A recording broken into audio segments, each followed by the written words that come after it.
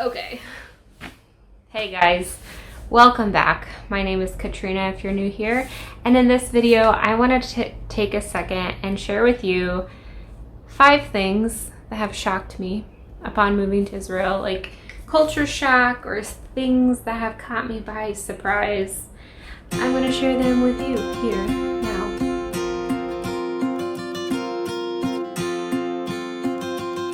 So, number 1. This really took me by surprise. I did not know this happened at all here. And that is when you get pulled over by a police officer for speeding, for whatever, you see those lights behind you, and you pull over to the side of the road. What do? You know, in the United States, you get out your license, your registration, you stay in the car, keep your hands visible. But in Israel, when you get pulled over, you gather your license, your registration, and you get out of your car and you take it to the police officer that is sitting behind you in his car or her car. And when I saw that, I'm like, wow. I'm still surprised by this like crazy thing. I mean, it's not that crazy, I guess, but for me, it just totally surprised me and I was really shocked. But yeah, that's number 1. Number 2 is the affordability of healthcare. This really took me by surprise. I knew I would get healthcare upon moving to Israel, but the affordability of medicine, of a doctor's visit, of a procedure, just healthcare here, no matter what it is so affordable.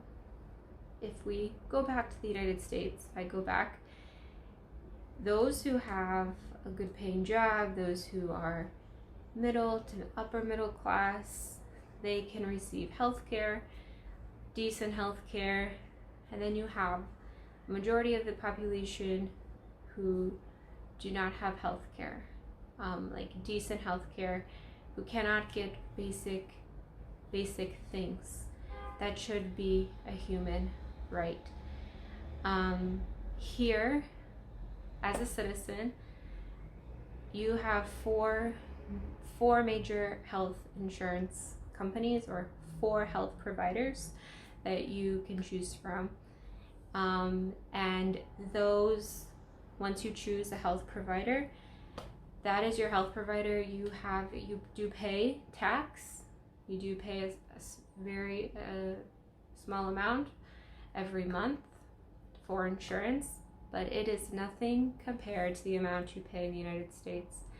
And everyone has it here. And that's the way it should be in every country, right? Everyone should have the right to health care. Everyone should have the right to their medicine and to a procedure or a practice, whatever it may be. They should have the ability to go find it and receive help or medication or surgery or whatever and not get in debt for it. So that was a major like shock. And it's not like you're stuck with one doctor. You can go to a different city, you can go to a different doctor. So it's very convenient, and something that every country, including the United States should adopt. So, number 3. Moving on to number 3. Number 3 is the affordability of university. University in the United States, when I think back to that time, if anyone thinks back to that time, if you went to university in the United States, it is not cheap. If you go to like a state college, granted, it can be more affordable. However, you still have to pay out of pocket. or get a loan if you don't qualify or get a certain amount for scholarship, right? So here in Israel, it is very, very affordable. And anyone can enter university if that is your desire.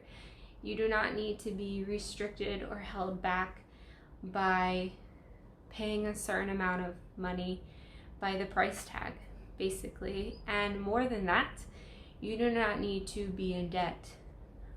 You do not have to pay off a loan for years upon years upon years upon years to the amount that you need to pay off in the United States.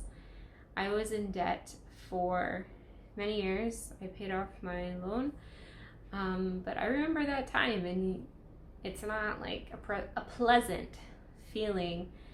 It's not a pleasant feeling to have a loan for an education. You want to go and learn something new. You want to educate, expand your experiences. You want to learn. You want to change fields. It should not be this big thing where you go into debt for an education. You do not go into debt to learn. So I think that's super important, super connected to the second point I just made. So number 4, I have my notes here.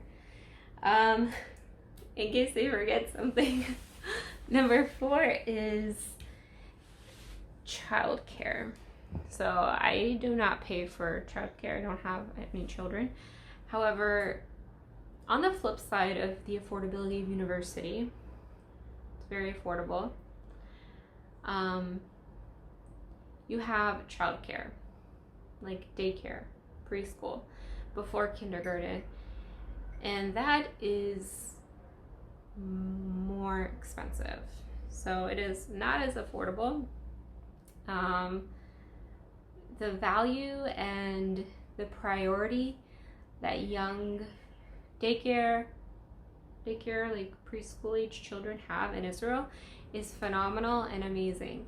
However, as a new parent, you do have to pay out of pocket if you want childcare, like, because most parents in Israel, like, they both work, like both parents work in Israel, so childcare is a necessity in most cases, and it is pricey.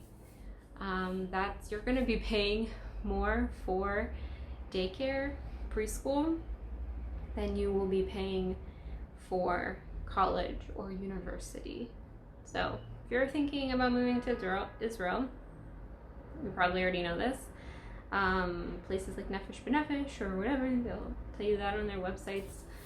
But yes, like daycare, childcare at that age, before public school, before school, is pricey. Yeah. So number 5, we are on number 5 now, and this one is a bit more, it's the heaviest one out of all of them, and that is the imminency, if I can use that word, the imminency of a war. So why do I say that? Like I have known that Israel had been and continues to be attacked by Hamas and other terrorist organizations from Gaza or whatnot. But it happened while I was, like this year, while I was living here, while millions of other people have been living here as well. And in May, Israel was attacked again by Hamas.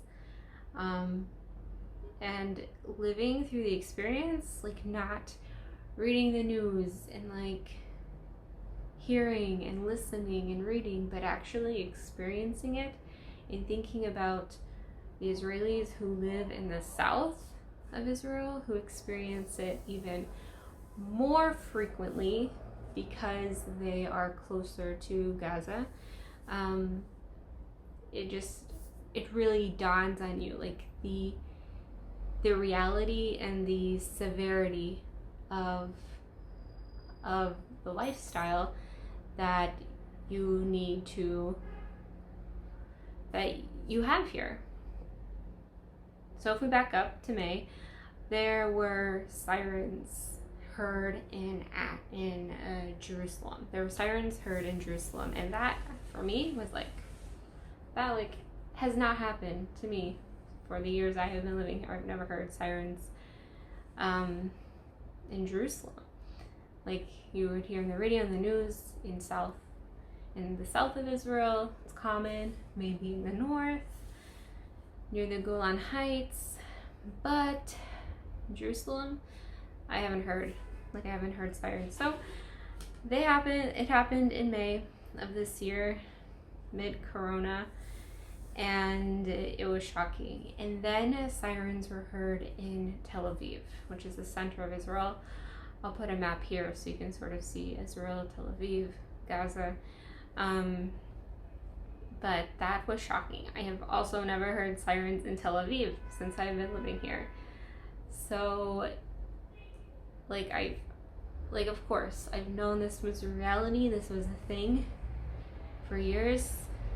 And the Iron Dome, the defense system, which shoots the rockets, the missile, mid-air, usually intercepts them the majority of the time.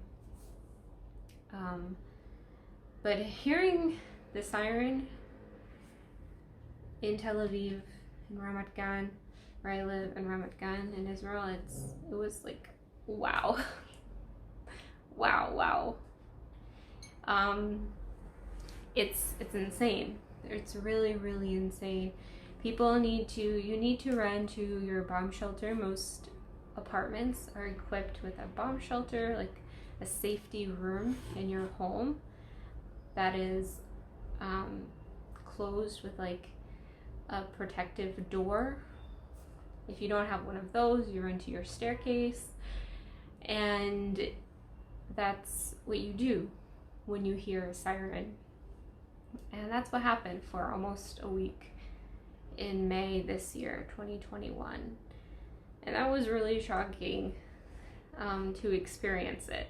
That was something that surprised me and frightened me to the realities that no person should ever encounter. And still thinking about it, you can still relive and you can still remember that time. And keep in mind, I have only experienced this hearing and running for shelter this one time, but for Israelis that have lived here for longer, for their entire lives, it is a reality. And bringing awareness to that is extremely important, in my opinion, and the importance of Israel defending itself, for example, with the Iron Dome, is extremely important. So that was my fifth thing. Sorry to leave you guys on maybe a heavy note, but those were the 5 things that popped into my head when I was thinking about, I really want to do a video about this. I hope this is something that you guys find interesting, something you didn't know before, or maybe I just gave you a different perspective on, because I find these topics interesting. So I have 5 more topics I'm thinking about that I didn't have time to include in this video, but if you guys are interested, I may make another video with 5 additional things that surprised me or shocked me upon moving here.